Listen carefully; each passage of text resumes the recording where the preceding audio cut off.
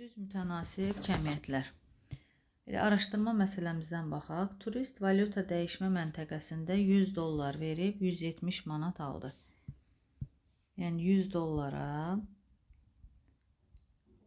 170 manatdır. Bu əlavə 200 dollar dəyişsə nə qədər alacaq? Baxıram, 100-ə 170-dirsə 200-ə 340 manat olacaq. Deməli, neynədir? Bu, dollar 2 dəfə artdı deyə manat qiyməti də 2 dəfə artdı.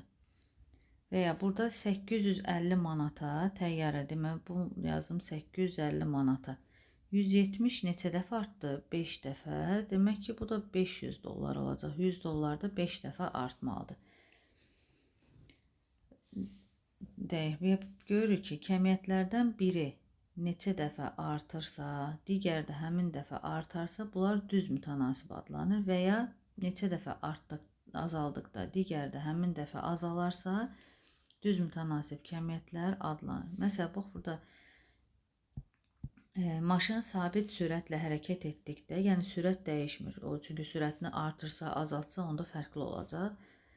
Hərəkət etdikdə 1 saatda 70 kilometr yol gedirsə, 2 saatda bundan 2 dəfə çox 140 gedəcək. 3 saatda 3 dəfə çox. Demək ki, zamanla yol düz mütənasibdir. Yəni,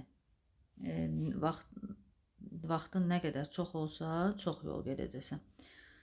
Sürət dəyişmədikdə gedilən yol zamandan düz mütənasib asılıdır.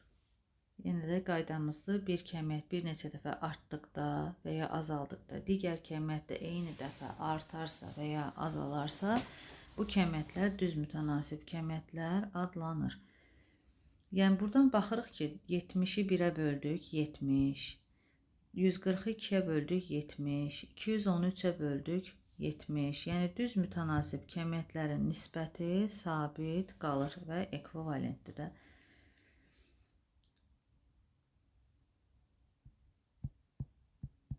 Gəldik məsələlərimizə.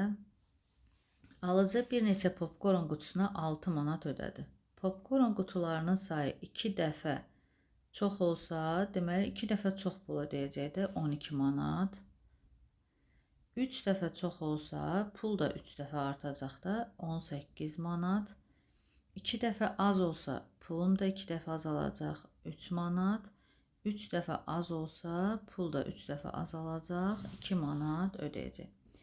Alıcı nə qədər pul ödədi? Yazdıq bunların hər birini. Ödənilən məbləğ qutuların sayı ilə düz mütənasibdirmi? Bəli. Baxaq, qutunun sayı 2 dəfə artdı deyə, pul da 2 dəfə artdı. Yəni, bir kəmiyyət artdı, digər də artdı deyə bu düz mütənasib olur.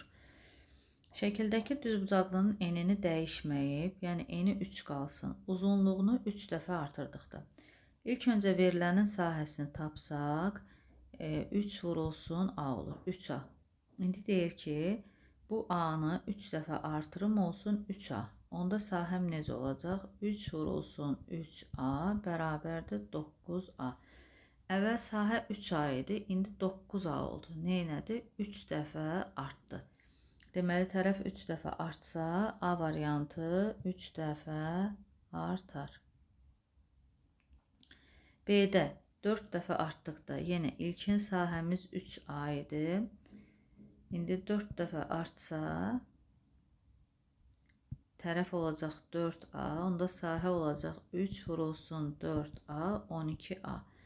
3A-dan 12A-ya 4 dəfə artıb. Ona görə B bəndində də 4 dəfə artar. C bəndində 4 dəfə azaltdıqda. Bunu indi 4 dəfə azaldıram. Yəni, olacaq nə? A bölünsün 4. Onda sahə, ilkin sahəmiz S bərabər idi 3A, növbəti S bərabərdir 3 vurulsun A böl 4. Yəni, oldu 3A bölünsün 4. Əvvəl 3A idi, indi 3A böl 4 oldu. Neynədir? 4 dəfə azaldı. Deməli, sahə ilə tərəf düz mütənasib asılıdır. Yəni, tərəf neçə dəfə artsa, sahə o qədər dəfə artar, neçə dəfə azalsa, o qədər dəfə azalar. Üçüncü, hansı cədvəldə x, y dəyişənləri düz mütənasib? Biz bayaq gördük ki, düz mütənasibdə nisbətlər sabit qalır. Yəni 6-nı 2-yə bölürəm 3, 9-u 3-ə bölürəm 3, 12-ni 3-ə bölürəm 4, yəni də 4-ə böləndə 3. Hər birində 3 qaldı. 6 2-yə 3, 9 3-ə 3. Sabit qaldı deyə bu düz mütənasibdir. B-də 8-i 2-yə 4, 9-u 3-ə 3, 12-ni 4-ə 3. Demək bu düz mütənasib deyil. Çünki fərqli oldu hər dəfə. 6-nı 3-ə 2, 8-i 4-ə 2, 10-u 5-ə 2, 12-ni 6-ya böləndə 2 qaldı deyə, bəli, bu da düz mütənasibdir. Cədvəli tamamlayın. Malın sayı ilə məbləğ. Əlbəttə ki, yəni malın sayı nə qədər artsa, ödəyəcəyim pul da o qədər çox olmalıdır. İndi baxırıq. 3, 12. 12-ni 3-ə böldük 4. Deməli, bunların hər birini 4-ə vurmalıyım. 1-i 4-ə, bura olacaq 4. 8-i indi 4-ə bölürəm 2. 4-ü isə 4-ə vururam 16. Cismin həcmi ilə cismin kütləsi. Bunlar da düz mütənasib. Yenə 5,8-i bölürük 2-yə. Bu da bərabərdir 2,9. Deməli 1-i vururam 2,9-a 2,9. 4-ə vuranda isə 12, 15,6.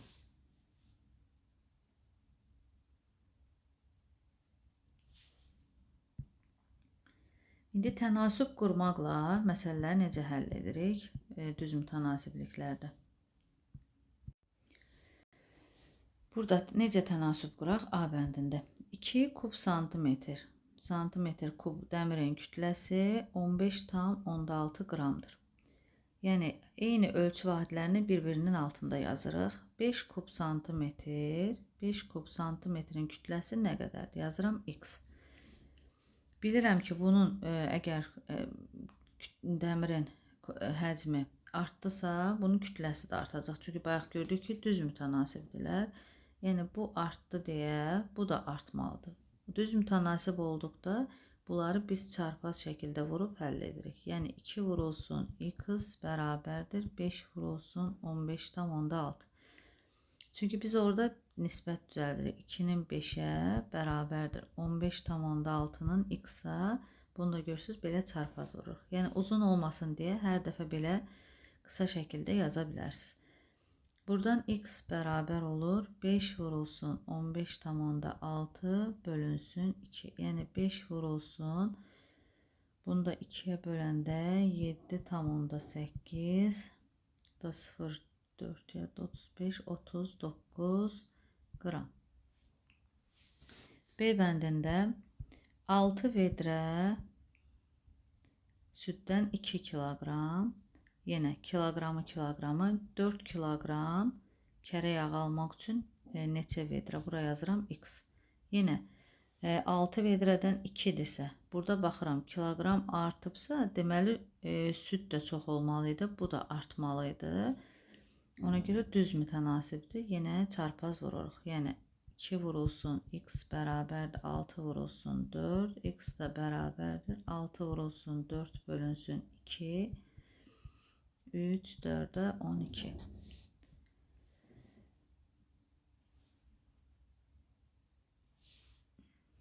C bəndi. Samir 20 dəqiqəyə kitabın 18 səhifəsini. 20 dəqiqəyə 18 səhifə.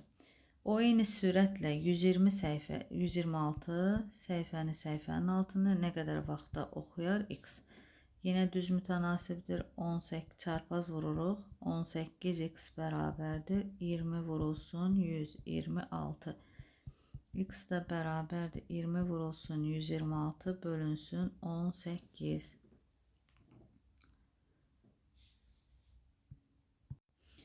Yüz 26, 18, 7 dəfə, 7-nin də 20-yə 140.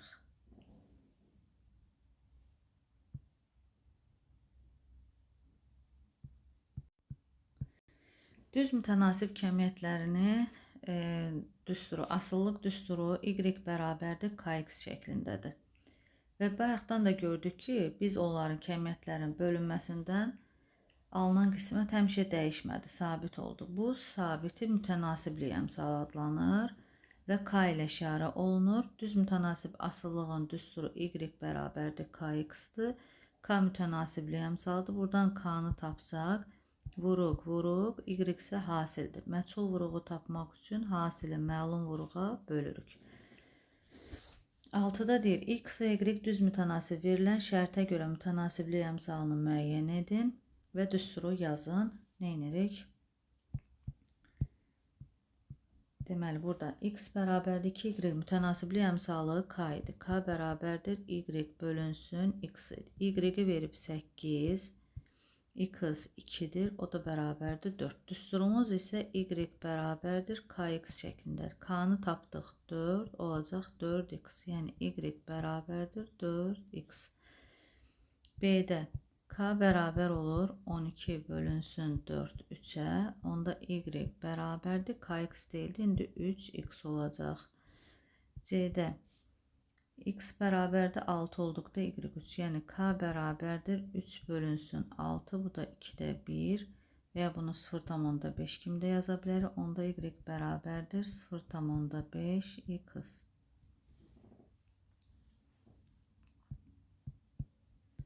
Növbəti 7. Sahəsi 18 kvadrat metr olan otağın döşəməsini rəngləmək üçün 3,6 kiloqram boya. 18 kvadrat metrə 3,6 kiloqram boya lazım olur.